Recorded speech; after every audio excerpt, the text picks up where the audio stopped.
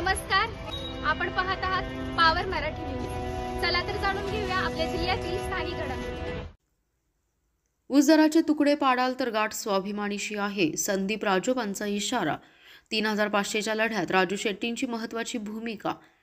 जिल्ह्यातील बहुतांश साखर कारखान्यांनी जाहीर केलेल्या 3500 रुपयांच्या दराला तुकडे करण्याचा कारखानदारांचा डाव कधीही चालणार नाही।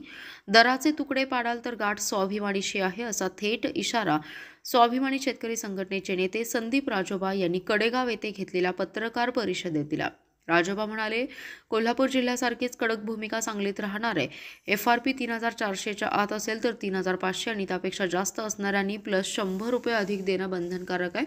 हा दर एकरकमी शेतकऱ्यांना मिळालाच पाहिजे, अन्यथा आंदोलनाची गती विजेच्या वेगाने वाढवू, राजोबा संतप्त होत म्हणालेत। यावर्षी शेतकऱ्यांना 3500 आणि अधिक दर मिळवून देण्याचे श्रेय माजी खासदार राजू शेट्टींना जाते।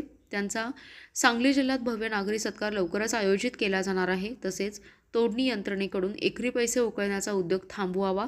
ड्रायव्हर एंट्रीसाठी शेतकऱ्यांकडून पैसे घेण्याचा कोणताही कायदा नाही। तक्रार आली तर साखर आयुक्तांच्या परिपत्रकानुसार कारखानदारालाच ती रक्कम शेतकऱ्यांना परत द्यावी लागेल। शेतकऱ्यांची लूट करणाऱ्या कारखानदारांना थेट इशारा देताना त्यांनी म्हटलंय, तोडणी खर्चाच्या नावाखाली एकाही शेतकऱ्याची एकही रुपया जाणार नाही। कारखानदारांनी शेतकऱ्यांच्या परवानगीशिवाय पाणीपट्टी वसूल करू नये। पाटबंधारे खात्यानेच पाणीपट्टी वसूल करायची। कारखानदारांनी वसुलीला हात घातला तर स्वाभिमानी रस्त्यावर उतरल्याशिवाय राहणार नाही। जिल्हाध्यक्ष सूर्यकांत मोरे यांनी स्पष्ट केलं की आगामी निवडणुकांमध्ये स्वाभिमानीचा दमदार प्रवेश। जिल्हा परिषद आणि पंचायत समिती निवडणुकीत जिथं ताकद आहे तिथं आम्ही लढणार। विशेषतः भिलवडी आणि मांजर्डे गटातून सक्षम उमेदवार उतरवणार। विचार जुळणाऱ्या पक्षांशी आघाडीही शक्य आहे। यावेळी जिल्हाध्यक्ष सूर्यकांत मोरे आणि तालुका अध्यक्ष बाबासाहेब उपस्थित होते। Special report power Marathi news. पुन्हा भेटूया अशाच आणखी एका खास बातमीसोबत।